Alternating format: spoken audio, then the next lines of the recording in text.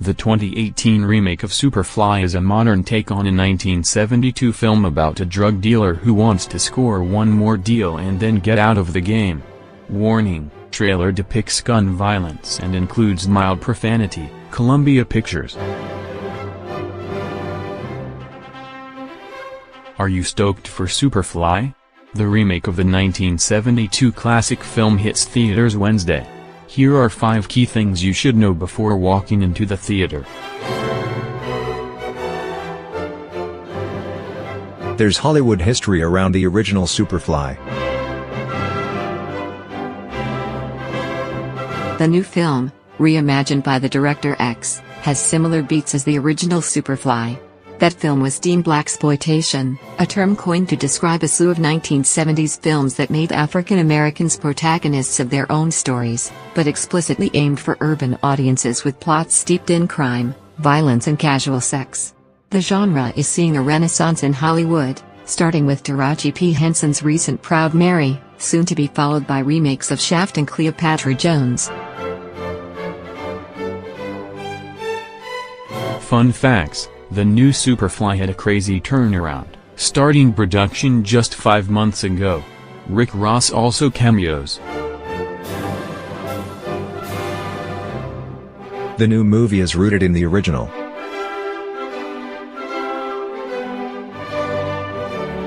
Like its predecessor, Superfly boasts a stellar soundtrack, this time manned by Atlanta-born rapper Future, who is also one of the movie's producers. Fans will immediately note the use on screen of the original movie's infamous Pusher Man track. In the remake, Trevor Jackson, grownish, takes over for Ron O'Neal as Priest, the morally centered drug lord. Both characters have epic hair, eschew getting blood on their hands and hatch an escape plan to leave the drug trade. But Jackson's modern Priest has bigger dreams than his predecessor. He wants to get in bed with the Mexican cartel. Jason Mitchell, straight outta Compton, takes over for Carly as Priest's right-hand man, Eddie. The setting and the story have notable updates. No longer set in Harlem, Superfly moves to the streets of Atlanta, folding in contemporary culture and the socio-economic challenges the African American community continues to face. Priest now has more money and more problems. He's beefing with a local gang called Snow Patrol while getting in too deep with his supplier across the border.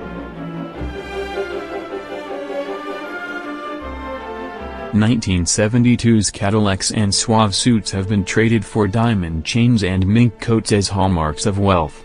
And notably, compared with the original, there's a substantial reduction in the screen time characters spend snorting coke, something the director has said he felt uncomfortable glamorizing. But this film is still a hard R, filled with violence, guns and sex. 2018 issues resonate in the new movie. The original Superfly folded in elements of the Black Panther movement, casting its lens on the poverty-stricken streets of Harlem, where dealing drugs was one of the few options for upward mobility. In Director X's version, police brutality and Black Lives Matter are threaded into the story, with audiences exposed to Atlanta police shooting a black man during a routine traffic stop. Though the original Superfly was heralded for its stylish composition and powerful social commentary, the new Superfly is aiming for a more commercial reception. Director X, known for directing music videos for Rihanna, Kendrick Lamar, and Drake, has called his film a hip-hop remix of the original. It's a black action movie, he told Vulture. We're not looking to weigh you down and really make you contemplate this big, heavy thing. You don't watch The Fast and the Furious and wonder about the socio-economic statement that they're making. You watch it to see a car drive off a expletive train and land on the space shuttle. So should you see the original Superfly before hitting the theater? You don't have to, but you'll certainly groove with the nods to the 1972 film if you do.